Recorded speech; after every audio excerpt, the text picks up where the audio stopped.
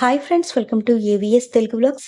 మన యొక్క ఏపీ రాష్ట్ర వ్యాప్తంగా ఉన్నటువంటి డ్వాక్రా మహిళలకు ఏపీ సీఎం చంద్రబాబు నాయుడు గారు ఒక శుభకరమైన వార్త తీసుకువచ్చారండి. గతంలో అంటే మనకు చంద్రబాబు నాయుడు గారు సీఎంగా ఉన్నప్పుడు పసుపు కుంకుమ పథకం ద్వారా రుణమాఫీ అలాగే ఒక స్మార్ట్ ఫోన్ కూడా పంపిణీ చేసేవారు. ఇప్పుడు అదే విధంగా మళ్ళీ రిపీట్ చేయబోతున్నట్లు తెలుస్తోంది. ఈ పసుపు కుంకుమ పథకంలో భాగంగా డ్వాక్రా మహిళలకు కొన్ని రకాల ఆర్థికపరమైన అంశాలతో పాటుగా స్మార్ట్ ఫోన్లు కూడా ఉచితంగా ఇవ్వడం జరుగుతుంది. సో దీనికి సంబంధించిన పూర్తి సమాచారం నేను మీకు తెలియజేస్తాను. మన ఛానల్ని మొదటిసారి చూస్తున్నట్లయితే సబ్స్క్రైబ్ చేసుకోండి. గవర్నమెంట్ నుంచి వచ్చే ప్రతి చిన్న అప్డేట్ ఎప్పటికప్పుడు నేను మీకు తెలియజేస్తూ ఉంటాను.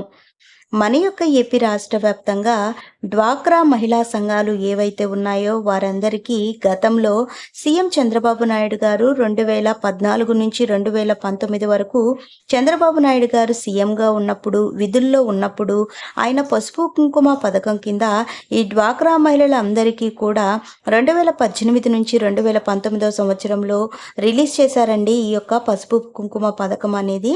అసలు ఈ పథకం ఏమిటి అని చూసుకున్నట్లయితే ఎవరైతే డ్వాక్రా మహిళలు ఉంటారో వాళ్లకు ఆర్థిక సాయంగా సంవత్సరానికి 10,000 రూపాయలు చొప్పున 2 విడతల్లో 2 సంవత్సరాలలో 20,000 రూపాయలు అయితే విడుదల చేసేవాళ్ళండి.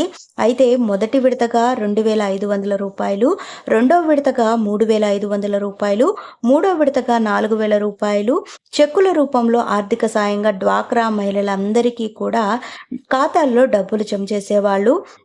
దీంతో పాటుగా ఉచితంగా స్మార్ట్ ఫోన్స్ కూడా అందించడం జరిగింది. అప్పుడు ప్రస్తుతం సీఎం చంద్రబాబు నాయుడు గారు మళ్ళీ అధికారంలోకి వచ్చారు కాబట్టి ఇప్పుడు పసుపు కుంకుమ పథకాన్ని మళ్ళీ మొదలుపెట్టే అవకాశం ఉందని అధికార వర్గాలు వెల్లడిస్తున్నాయి. ఎందుకంటే మనకు చూసుకున్నట్లయితే డ్వాక్రా రుణమాఫీకి సంబంధించి ఇప్పటి వరకు మనకు ఎలాంటి అప్డేట్ అయితే ఇవ్వలేదు, కానీ 0 వడ్డీకే మనకు డబ్బులు అయితే ఇస్తాము, లోన్స్ ఇస్తాము అని చెప్పడం జరిగింది. కాబట్టి మనకి ఈ పథకానికి సంబంధించిన విధి విధానాలు కూడా ఖరారవుతాయని అధికార వర్గాలు వెల్లడిస్తున్నాయి. అలాగే ఈ పథకానికి ఏమేమి డాక్యుమెంట్స్ కావాలి అని చూసుకున్నట్లయితే కనుక Aadhaar card, ration card, pan card, అలాగే మన యొక్క బ్యాంక్ అకౌంట్ నంబరు, మనకి ఏ బ్యాంక్ అకౌంట్ డ్వాక్రా గ్రూపుల్లో ఉన్నామో ఆ బ్యాంక్ అకౌంట్ నంబర్ అయితే ఇవ్వాలి. అలాగే ఆధార్ కార్డు అలాగే బ్యాంక్ అకౌంట్ 2 కూడా ఫోన్ నంబర్తో లింక్ చేసుకొని ఉండాలండి. ఇవన్నీ ఖచ్చితంగా చేసుకొని ఉండాలి. అలాగే వాళ్ళు ఖచ్చితంగా మహిళలు డ్వాక్రా గ్రూపులో ఉన్నటువంటి సభ్యులై ఉండాలి. సో ఈ పథకాన్ని ఏ చిన్న అప్డేట్ వచ్చినా ఎప్పటికప్పుడు నేను మీకు తెలియజేస్తాను.